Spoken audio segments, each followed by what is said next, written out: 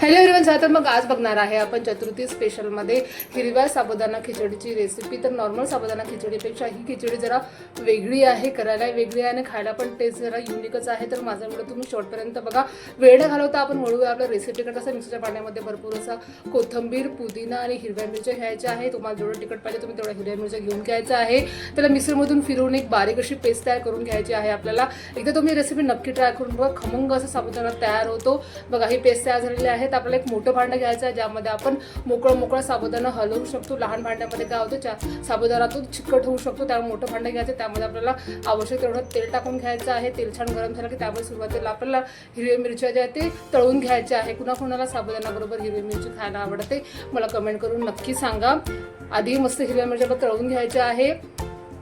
छान तळून झालं की आपण ते एका प्लेटमध्ये काढून घ्यायचं। त्यावर आपल्याला चिमूटभर मीठ टाकायचं आहे। आता त्या तेलामध्ये टाकायचं आहे आपल्याला कढीपत्ता, जिरं आणि आपण जी पेस्ट तयार केलेली आहे कोथिंबीर, पुदिना आणि हिरवी मिरची ती टाकायची आहे। आता त्याला मस्त शिजवून घ्यायचं आहे आपल्याला तेल सुटोपर्यंत। व्यवस्थित तेल सुटायला लागलं की त्यामध्ये आपण बाकीचे इन्ग्रेडियंट्स टाकणार आहे। बघा साबुदाणा आपण आपला छान मुरला होता, मी रात्रभर भिजत घातला होता। आता आपण याला मोकळा करून घेऊया। बघा छान असा मुरलेला आहे साबुदाणा। त्याला पहिले मोकळा करून घ्यायचा आहे बाउलमधून। आता इकडे आपली पेस्ट पण तयार झाली होती, शिजली होती चांगली, मध्ये छान तेल सुटलं होतं। आता हा साबुदाणा आपण त्यामध्ये टाकून घ्यायचा आहे। आता त्याला व्यवस्थित मिक्स करायचं आहे आणि थोड्याला आपण परतून घ्यायचं, शिजवून घ्यायचं थोडंसं आपण।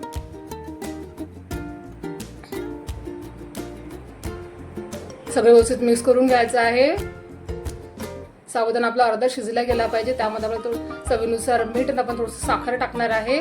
तुम्हाला जर साखर टाकायची नसेल तुम्ही स्किप करू शकता, पण टेस्ट छान लागते। अर्धा चमचा साखर टाकायची आहे, मिक्स करायचं आहे व्यवस्थित आणि आपल्याला अर्धा साबुदाणा शिजून घ्यायचा आहे।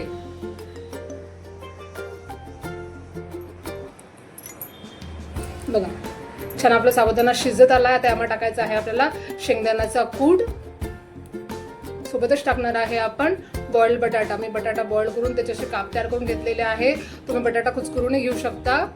आता व्यवस्थित मिक्स करायचं आहे आणि कूड जे आहे ते आपल्याला एकदम बारीक करायचं नाही आहे, जाडाबाडा ठेवायचा आहे। आता व्यवस्थित मिक्स करायचं आहे याला।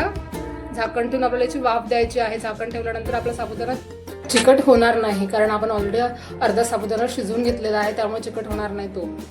झाकण ठेवायचे आहे, एक वाफ काढायची आहे आपल्याला आणि साबुदाणा आपला ट्रान्सपरंट होईपर्यंत शिजवून घ्यायचा आहे।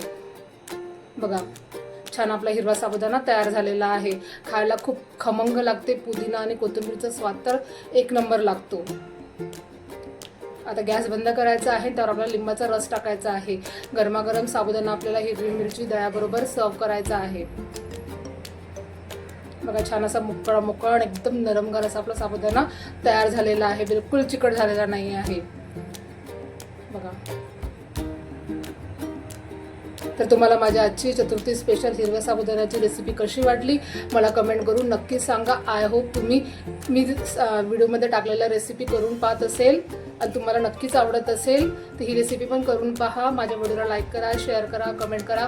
नसेल तर माझ्या चॅनल तुम्ही सबस्क्राईब करा, मला भरभरून सपोर्ट करा। भेटू नेक्स्ट व्हिडिओमध्ये। बाय बाय आणि टेक केअर।